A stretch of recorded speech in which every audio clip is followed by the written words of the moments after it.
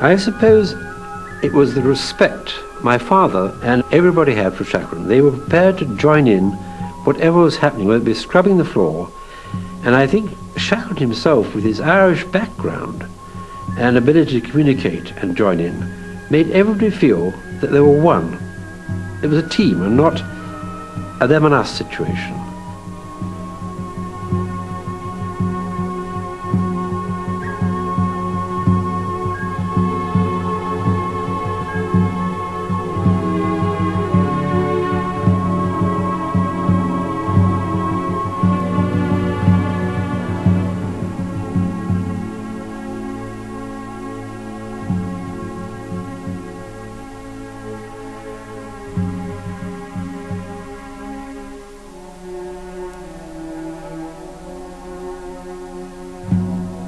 He also communicated to his men that he put them above the object of the expedition.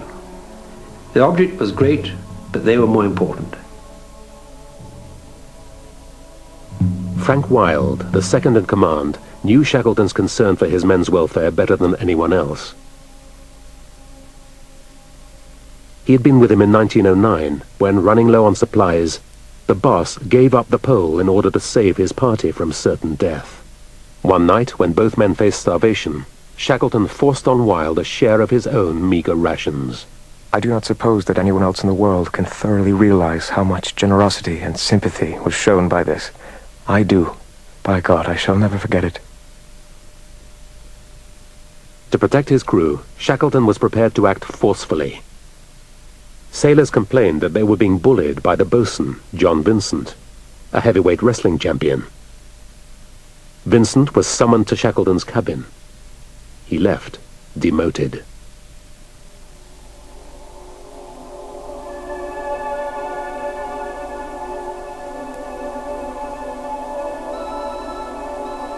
They drifted north, trapped until spring, some 7 months away.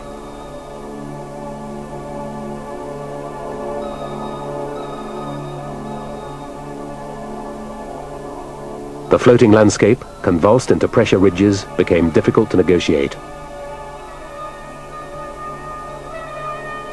As weeks became months, Shackleton was haunted by the fate of the ship Belgica. She too had been frozen in the pack. The crew had succumbed to the tedium of the long, dark polar winter. The result was infighting and ultimately insanity.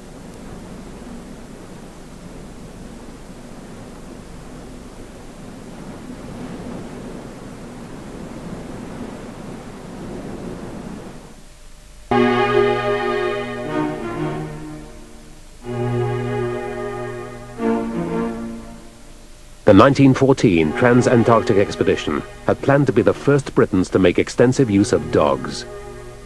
Now these became diverting companions.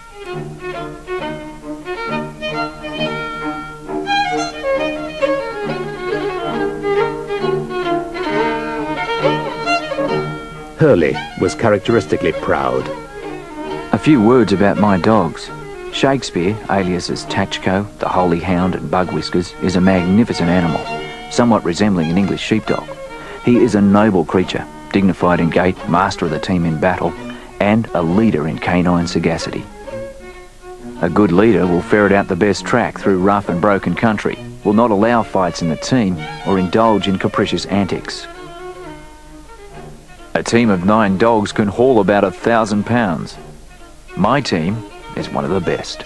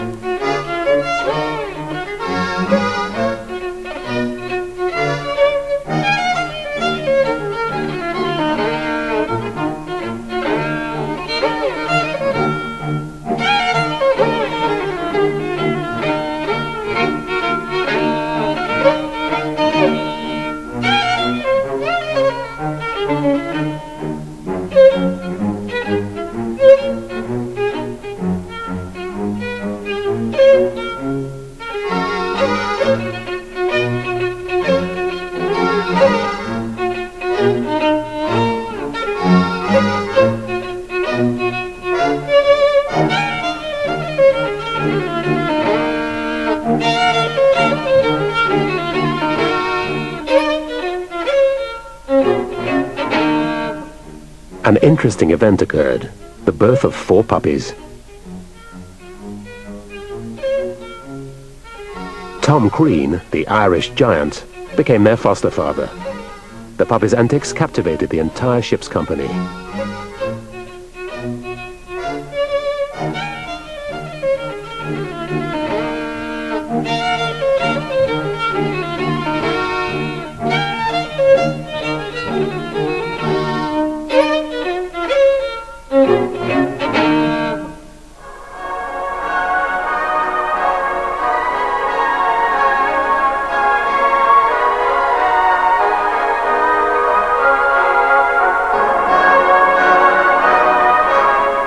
The men passed the long months with soccer matches, theatrical evenings,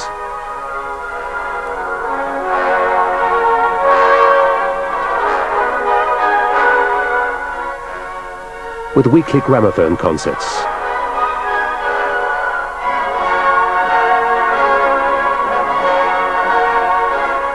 And a ship-wide haircutting session. Chippy McNish was moved to write, "We do look a lot of convicts, and we are not much short of that life at present. But still hoping to get to civilization someday."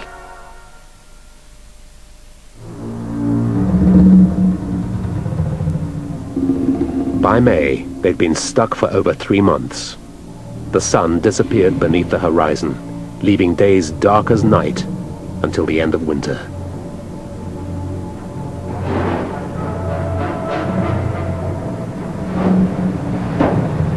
The neat piles of sledging supplies mocked Shackleton's ambition and the dreams of his men.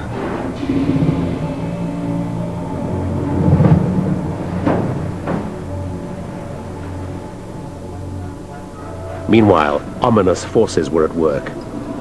Encroaching ice squeezed the Endurance in its merciless grasp. The ship was not designed to rise above the increasing pressure of the encroaching pack. The huge blocks threatened to crush her. In July, a blizzard raked the Endurance. As the ice groaned and heaved, Shackleton assessed the situation. He spoke to the captain, Worsley. He said to me, "The ship can't live in this, skipper. You'd better make up your mind. It's only a matter of time. What the ice gets, the ice keeps."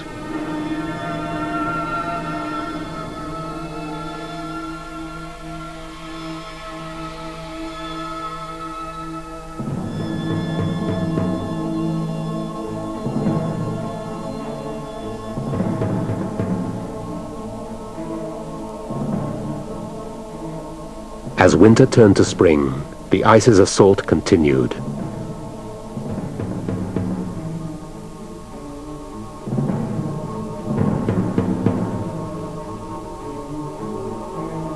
"40 years on, sailor Walter Howe still remembered the sound of the ship reeling under the blows.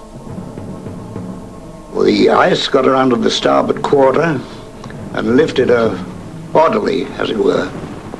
And then she listed very heavily to port, and the timbers began to crack and groan. Did you hear the timbers going as the ice tightened? Oh, you couldn't avoid it. It was there like heavy fireworks and blasting of guns.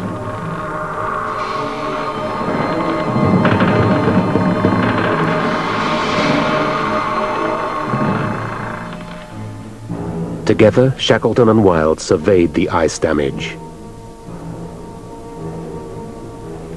Orderlies noted, "Sir Ernest must have gone through terrible anxiety lately, though he is so inscrutable that no one could have detected anything unusual in his manner. I know for a fact that he did not once lie down for 3 days, and I don't think he had undressed for 10 days.